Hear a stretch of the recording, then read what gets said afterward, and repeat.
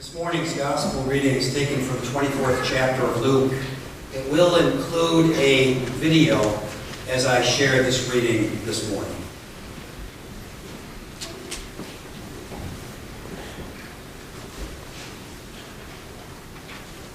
Now on the same day, two of them were going to a village called Emmaus, about 7 miles from Jerusalem.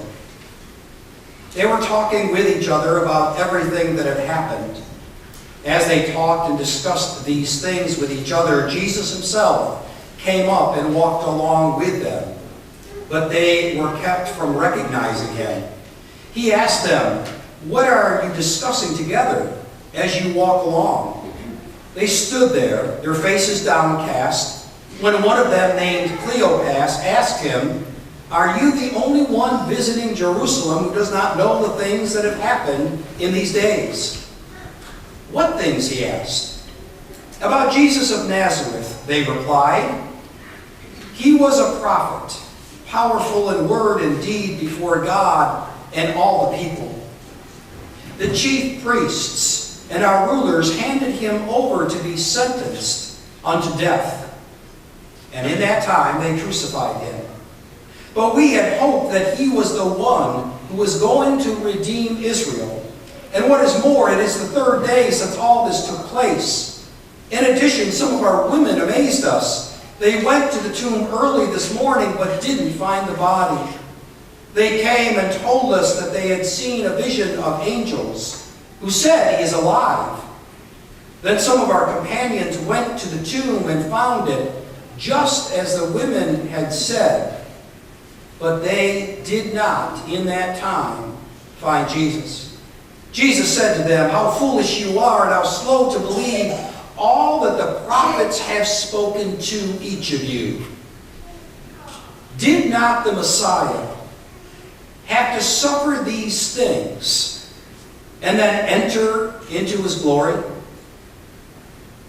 They continued to journey along, and Jesus began to instruct them that with Moses and with all of the prophets, he explained to them what was said in all of the scriptures concerning him. As they approached the village to which they were going, Jesus continued on as if he were going further. But they urged him strongly, "Stay with us, for it is nearly evening, and the day is almost over." So he went in to stay with them.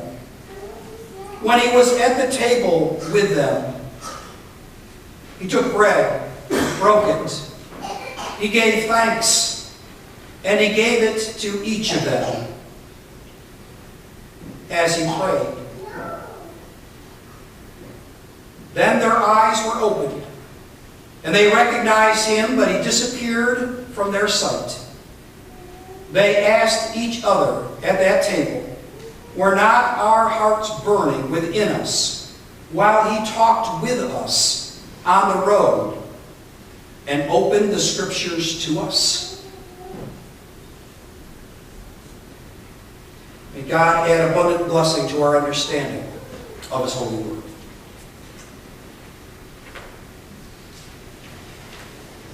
I have always enjoyed the story of the grandfather walking with his 7-year-old grandson along the beach on a hot, humid, sunny summer day.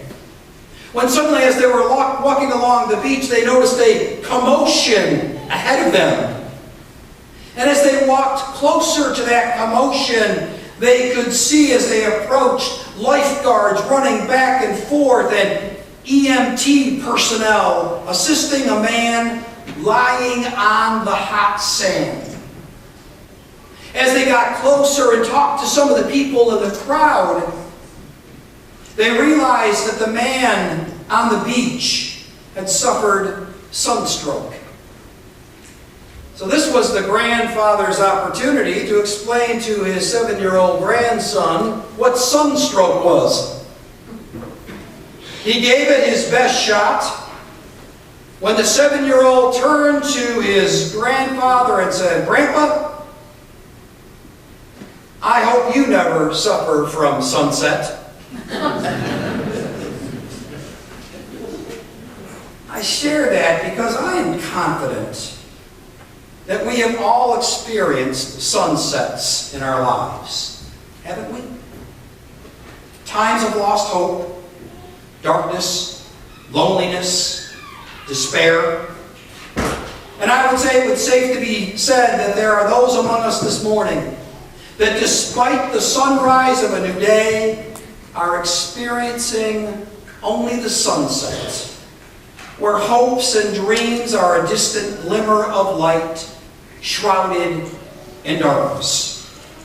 So how apropos it is that we see Cleopas and his friend on Easter evening walking the road of defeat, shame, and disappointment as the sun is sinking, much like their hope. As they share their despair with a stranger who they later recognize as Jesus, Cleopas shares what I believe to be the most tragic words found in Scripture. Do you remember what he said? We had hoped for. He was telling Jesus that we had hoped that this Jesus would save us. Those words, we had hoped for, are perhaps an accurate definition of the sunsets of our lives. In those instances in our lives that we had hoped for one thing and something else happened. However, Easter is the profound good news that God has once again stepped into history and has the last word. The glory of Easter provides the sunrise to all of our sunsets. On the roads we travel, resurrection provides and assures us a divine power in our earthly lives. And this power of the resurrection is made manifest in so many ways. But it's made real first through the power of transformation. Understanding that the resurrection changes everything. When Cleopas and his friends' eyes are opened and they recognize Jesus, it was a game changer. And nothing from that point forward would ever be the same. I'm reminded of the cute story of a Sunday school teacher who was teaching an elementary class.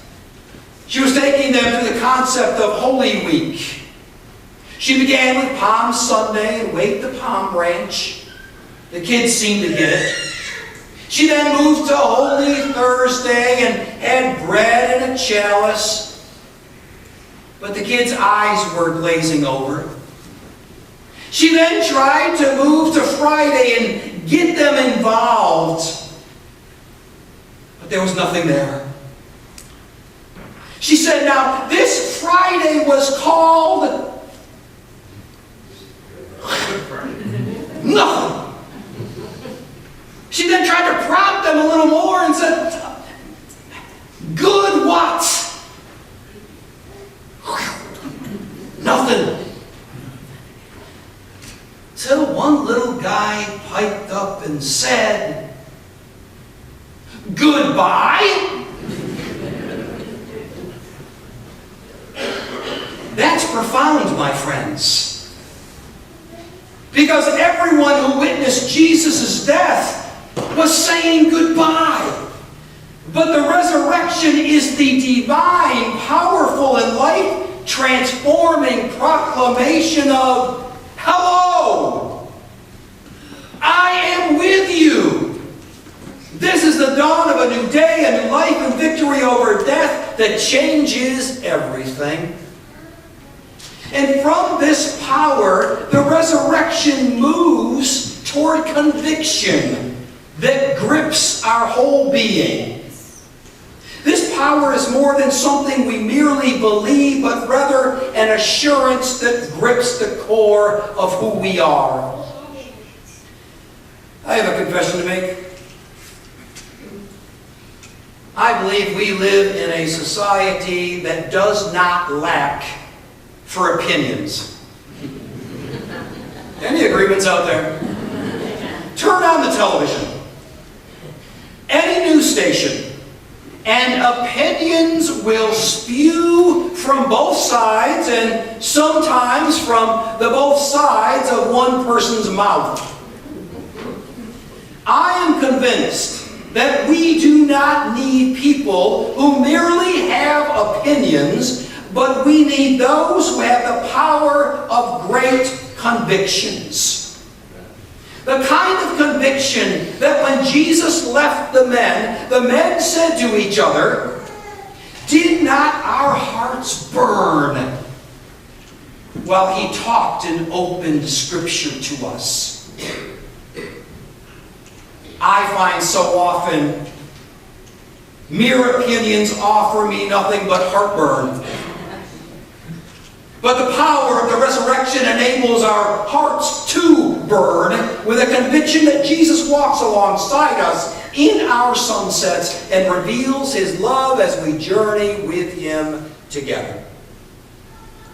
This power of transformation, this power of conviction, then ought to move us toward the power of witness. This is more than a change or a certainty. It becomes something we live and lives in us. If you were to read further in Luke 24, and I encourage you to do so today, Cleopas and his friend returned to Jerusalem to find the 11 disciples together.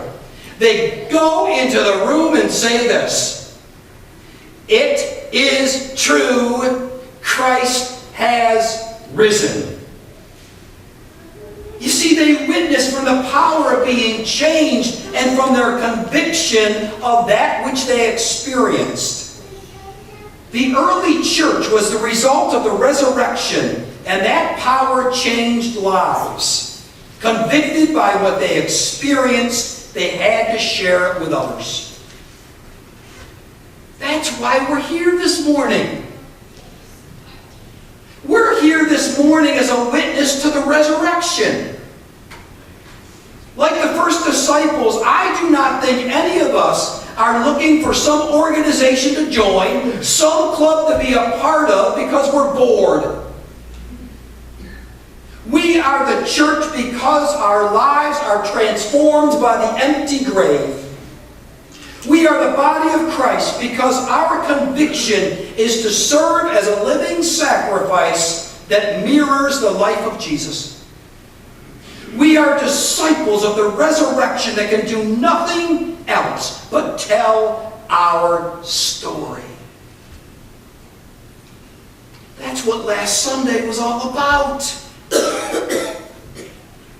When Darlene and Michael shared their story, along with 18 other people over the last 3 years who have shared their story. How about you? You have a story to share. I end with this. The roads we travel may often feel like sunsets, but the power of the resurrection promises us a sunrise that not only sustains our living, but provides the hope for all our tomorrows.